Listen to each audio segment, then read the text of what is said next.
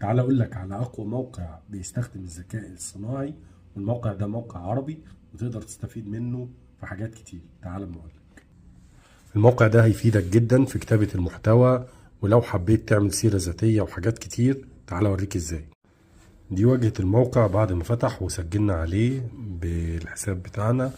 في عندك منصات التواصل الاجتماعي، في عندك بريد الكتروني. لو حبيت تعمل منشور احترافي على الفيسبوك، حبيت تعمل حاجة على انستجرام برضو منشور او كده، لينكد ان. لو حبيت تعمل لنفسك نبذة عن الحساب، وهنا فكرة فيديو جديد على تيك توك او تغريدة على تويتر. دي الحاجات الخاصة بالتواصل الاجتماعي. ده البريد الالكتروني، لو حبيت تبعت بريد الكتروني احترافي، اعلانات الاي دي اس. وهنا لو حبيت تبعت رسالة اس ام اس. وهنا السيو، كتابة